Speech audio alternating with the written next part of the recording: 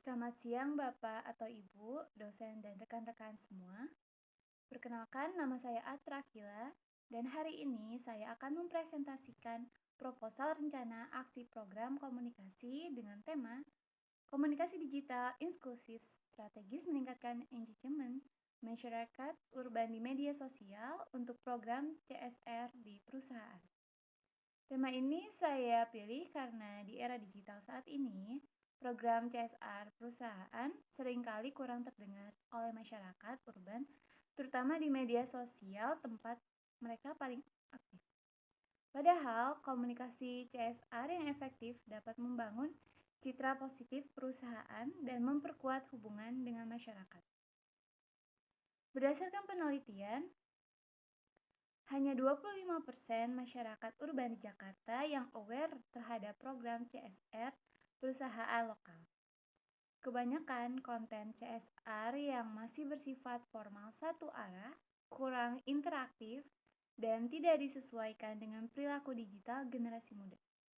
Masalah utama yang diidentifikasikan adalah: pertama, rendahnya engagement, like, komentar, share terhadap konten CSR. Kedua, kurangnya variasi konten yang menarik. Dan ketiga, minimnya kolaborasi dengan influencer atau komunitas lokal. Tujuan program ini adalah meningkatkan engagement rate terhadap konten CSR sebesar 30% dalam 3 bulan. Dua, membangun kesadaran masyarakat urban tentang program CSR pada perusahaan. Dan yang ketiga, menciptakan interaksi dua arah yang inklusif antara perusahaan dan masyarakat. Program ini juga sangat penting untuk CSR, bukan hanya tentang memberi, tetapi juga tentang berkomunikasi secara strategis dan dampak sosialnya lebih terasa.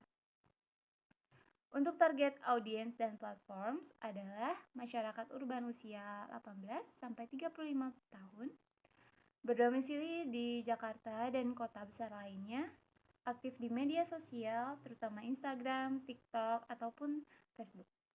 Dan yang terakhir, memiliki minat terhadap isu sosial, lingkungan, dan keberlanjutan. Berdasarkan data, 87% Gen Z dan milenial di Indonesia menggunakan Instagram sebagai sumber informasi utama. Sementara TikTok tumbuh 45% setahun terakhir untuk konten edukasi dan inspirasi. Platform yang akan digunakan atau difokuskan adalah Instagram untuk infografis, reels, dan story interaktif. Yang kedua, TikTok untuk video pendek berdurasi 30-60 detik yang inspiratif. Dan yang terakhir, Twitter untuk diskusi real time dan thread edukasi CSR. Strategi komunikasi digunakan dengan 3 pendekatan, yaitu 3C. Content, connection, dan conversation. Untuk konten, ada video reels atau TikTok, testimoni penerima manfaat CSR. Yang kedua, infografis, data dampak CSR yang mudah dipahami. Dan yang terakhir, story interaktif, kuis, poll, Q&A tentang program CSR. Untuk tone-nya akrab, inspiratif, transparan, dan tidak terlalu formal. Dan frekuensi 4-5 postingan per minggu di setiap platform.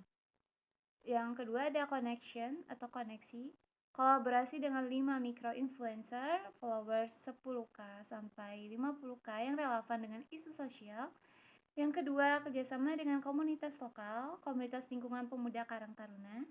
Dan yang terakhir, tagar kampanye dengan hashtag CSR inklusif atau hashtag bersama berkarya. Yang ketiga, conversation atau percakapan. Sesi live Instagram atau TikTok bulanan dengan tim CSR dan penerima manfaat. Yang kedua, balas komentar dan DM dalam maksimal 2 jam untuk meningkatkan engagement. Yang ketiga, kontes bulanan. Ceritakan dampak CSR di lingkunganmu. Itu adalah salah satu contohnya. Dengan hadiah voucher elektronik misalkan. Timeline pelaksanaannya 3 bulan. Bulan pertama, produksi konten, pelatihan tim, launching kampanye. Bulan kedua, intensifikasi kolaborasi influencer, live session pertama. Dan bulan ketiga, evaluasi kontes besar, live session kedua, dan laporan akhir. Anggaran total yang dibutuhkan adalah 50 juta dengan rincian produksi konten dengan video, foto, desain seharga 20 juta, kolaborasi influencer 5 orang seharga 15 juta, promosi berbayar ads Instagram atau TikTok 10 juta, kontes dan hadiah seharga 3 juta, monitoring dan evaluasi seharga 2 juta. Untuk indikator engagement rate-nya target naik menjadi 30%. Reach-nya 500.000 akun dalam 3 bulan, komentar dan share naik menjadi 50%, follower growth naik menjadi 15% di Instagram, sentimen positif lebih dari 85% dari total komentar. Metode monitoring, pertama analitik media sosial, kedua survei online bulanan, dan ketiga fokus group discussion. Yang terakhir, evaluasi dan penutup. Evaluasi akan dilakukan secara bulanan dan akhir program. Setiap akhir bulan, tinjau KPI sesuai strategi konten, dan akhiri program. Laporan dampak, analisis sentimen, rekomendasi untuk program berikutnya. Harapan saya program ini tidak hanya meningkatkan engagement, tetapi juga membangun hubungan jangka panjang antara perusahaan dan masyarakat, serta menjadi contoh terbaik komunikasi CSR digital di Indonesia. Kesimpulannya, komunikasi CSR perlu berubah dari satu arah menjadi dua arah, dan juga dengan strategi yang tepat, dampak CSR ini bisa lebih luas dan berkelanjutan.